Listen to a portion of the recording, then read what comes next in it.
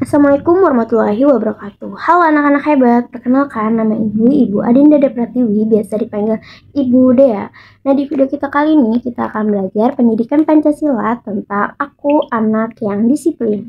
Dalam materi pembelajaran yang kita akan bahas, yang pertama itu ada aturan di lingkungan sekitar, yang kedua disiplin pada aturan dan tata tertib, yang ketiga mendapatkan hak, dan 4 melaksanakan kewajiban.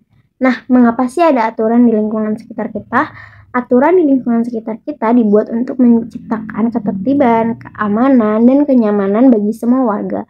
Beberapa aturan yang umumnya berlaku di berbagai lingkungan rumah, sekolah, dan masyarakat. Nah, disiplin pada aturan dan tata tertib. Apa sih disiplin itu? Disiplin adalah sikap yang menunjukkan kepatuhan terhadap aturan dan tata tertib yang berlaku dalam berbagai lingkungan seperti di rumah, di sekolah, dan masyarakat. Nah, disiplin membantu seseorang menjadi lebih teratur, bertanggung jawab, dan dapat dipercaya oleh orang lain. Nah, mengapa penting kita mempunyai sikap disiplin? Yang pertama itu membantu mencapai tujuan, yang kedua menjadi teladan bagi orang lain, dan yang ketiga membentuk kebiasaan yang lebih positif, keempat meningkatkan tanggung jawab, dan terakhir meningkatkan kepercayaan diri kita. Nah, bagaimana sih cara menjadi anak yang disiplin itu?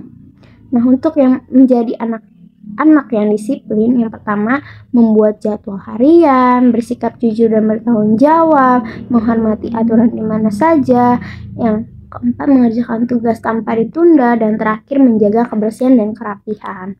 Nah, selanjutnya kita akan belajar hak dan kewajiban. Apa sih hak itu? Hak adalah sesuatu yang diperoleh atau dimiliki seorang sejak lahir atau karena aturan yang berlaku. Nah, setiap individu memiliki hak yang harus dihormati oleh orang lain. Hak juga harus dijalankan secara seimbang dengan kewajiban agar kehidupan tetap harmonis. Nah, kewajiban itu apa sih? Kewajiban adalah sesuatu yang harus dilakukan oleh seseorang dengan penuh tanggung jawab.